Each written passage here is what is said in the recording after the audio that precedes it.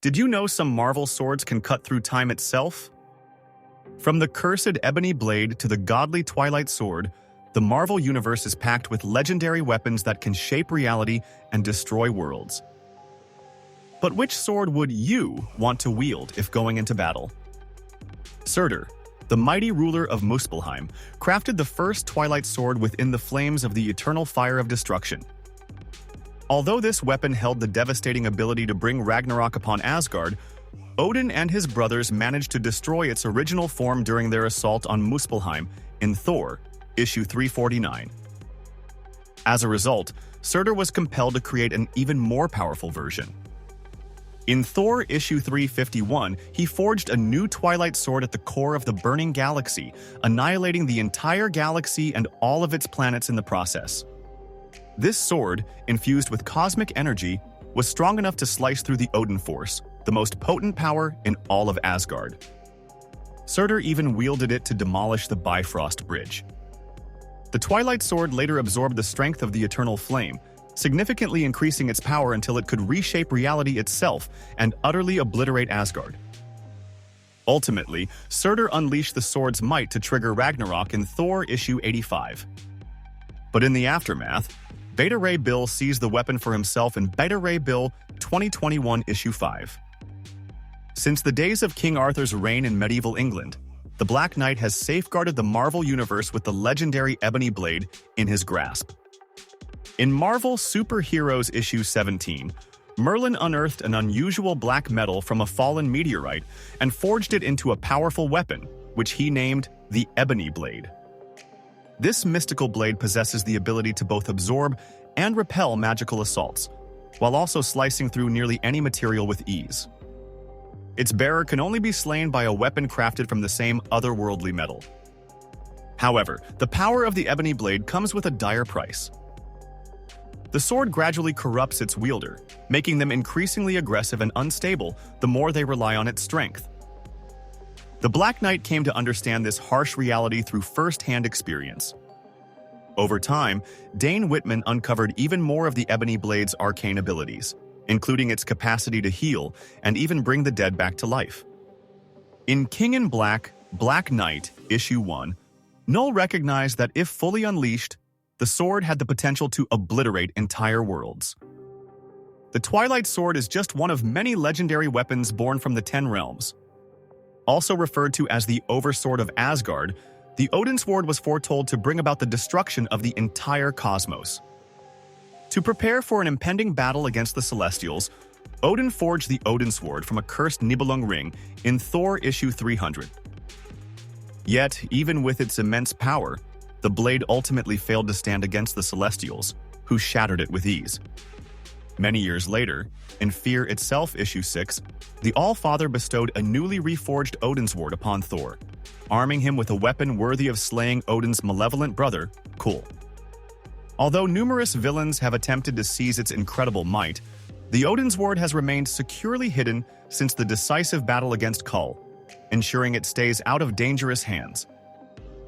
Excalibur, the legendary sword of Arthurian myth, also holds great significance in the Marvel Universe. After King Arthur's passing, the Black Knight of that era wielded both Excalibur and the Ebony Blade, claiming the enchanted weapon as his own in New Excalibur issue 10. This sword has the power to strike down any foe it cuts, even deities and cosmic beings. When paired with its mystical scabbard, Excalibur also generates a healing aura that grants its wielder near invulnerability in battle. During a journey through medieval England in Iron Man issue 61, a time-traveling Iron Man encountered the legendary weapon for the first time. In the present day, Captain Britain retrieved Excalibur from its ancient stone resting place in Captain Britain and MI-13 issue 3. Wielding its immense power, he led the charge against a Skrull invasion threatening the United Kingdom. Dr. Faiza Hussein is the current wielder of Excalibur, having pulled the legendary sword from the stone where Brian Braddock had left it in Captain Britain and MI-13 issue 4. To honor its legacy, she adopted the superhero identity Excalibur and took on the responsibility of protecting the United Kingdom from formidable threats like Dracula. Since her debut, Magik has been widely acknowledged by both heroes and villains as one of the most formidable mutants in the Marvel Universe. As a child, after being imprisoned in limbo by the demon Belasco, Magik tapped into her latent abilities to forge the Soul Sword, a mystical weapon crafted from her very life force, to fight for her survival. Whoever wields the Soul Sword gains a tremendous boost in magical power. It is especially effective against mystical beings and energies, with the ability to permanently dispel any enchantments or sorcery it strikes. Much like her enchanted armor, Magik's Soul Sword grows more elaborate and powerful as she continues to wield magic. Over time, the weapon has transformed dramatically, evolving from a simple blade into a more complex and potent artifact. As an extension of Magik's own essence, the Soul Sword serves as a testament to the immense power Illyana Rasputin commands. Following the end of World War II, Wolverine built a new life for himself in Japan, where he married a local woman named Itsu. Together, they had a son who would one day take on the name Daken. However, the ruthless Romulus had his own dark agenda for Wolverine and set his sights on destroying his family. After Romulus's attack claimed Itsu's life, Logan swore vengeance. Determined to defeat his powerful enemy, Wolverine joined forces with Muramasa, a legendary swordsmith, to craft a weapon capable of cutting down Romulus and bypassing his rapid healing abilities. Thus, the Muramasa Blade was born in Wolverine Origins issue 35. Infused with Wolverine's own blood and a spiritual fragment of his unbridled fury, the Muramasa Blade can slice through nearly anything, including pure adamantium. For anyone possessing a healing factor, a wound from this blade takes days to recover, if they manage to survive the fight at all. Wolverine wielded the Muramasa Blade against deadly foes such as Romulus and Sabretooth, as well as in battles where he found himself temporarily stripped of his mutant abilities. In Wolverine issue 48, Logan secured the sword inside a hidden vault in the Aleutian Islands to ensure it would never fall into the wrong hands. The Phoenix Force stands among the most powerful cosmic entities in the Marvel Universe, possessing the ability to reduce entire worlds to ashes or breathe new life into the cosmos. The legendary Shi'ar warrior Rukshir, a former host of the Phoenix Force, infused a portion of this immense cosmic power into his weapon, which later became known as the Blade of the Phoenix.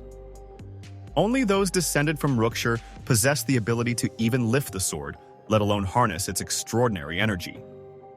Corvus, the last known descendant of Rukshir, took up the Blade of the Phoenix in the modern era in Uncanny X-Men issue 479. With its formidable abilities, such as energy projection and enhanced resilience, Corvus effortlessly overpowered the X-Men, though Rachel Summers proved resistant due to her own deep connection with the Phoenix Force. During a battle against Vulcan in X-Men Kingbreaker issue 4, the Blade of the Phoenix lost its power when the fragment of the Phoenix Force within it returned to the cosmic entity. Across the divine pantheons of the Marvel Universe, an ancient war erupted thousands of years ago between the Greek gods and the deities of Japan, as revealed in Secret Warriors issue 10.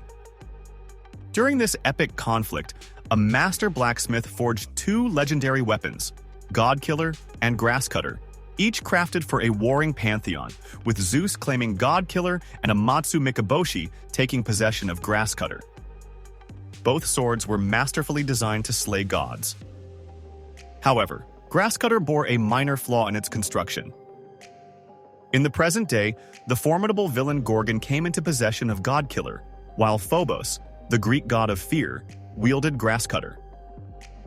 After defeating Phobos in battle, Gorgon seized Grasscutter for himself and restored both swords following the damage they sustained in Secret Warriors issue 22. Gorgon retained possession of these divine weapons throughout the Contest of Swords, a high-stakes battle for the fate of Krakoa, as seen in Cable issue 6. Since the dawn of existence, Null, the dark god who birthed the symbiotes, has sought to drown reality in eternal darkness, commanding an endless horde of his monstrous creations. To forge a weapon that embodied his power, Null fused his first symbiote with the cosmic energy of a fallen celestial, creating a sentient living sword known as the All Black in Venom issue 4. However, the Marvel Universe's heroes did not first encounter the All Black in Null's hands. Instead, Thor clashed with Gore the God Butcher, who had stolen the sinister weapon in Thor, God of Thunder, issue 6. Infused with celestial power, the All-Black devours the souls of those it slays, transferring their essence to its wielder to further amplify their strength. With this weapon in his grasp, Gore transcended mortality, transforming into a near-unstoppable force as he embarked on a relentless crusade against the gods. The All-Black granted him an array of formidable abilities, including superhuman strength, speed, and mastery over dark matter. Beyond Null and Gore, other infamous figures, such as King Loki and Malekith the Accursed, have also wielded the All-Black to devastating effect. Upon assuming the mantle of Sorcerer Supreme, Dr. Doom wasted no time in erecting a powerful magical barrier around Latveria, setting the stage for his ultimate goal: world domination. Despite all his scientific expertise and relentless experimentation, Mr. Fantastic was unable to devise a way to break through Doom's impenetrable force field. Left with no other options, Mr. Fantastic and the Invisible Woman sought out the Black Knight, hoping his knowledge of mysticism could provide a way to dismantle Doom's barrier in Fantastic Four issue 28. According to the Black Knight, the legendary Fated Blade was the only weapon capable of slicing through any material or enchantment, no matter how powerful. However, the blade had been lost to history, with its last known whereabouts traced to France during World War I.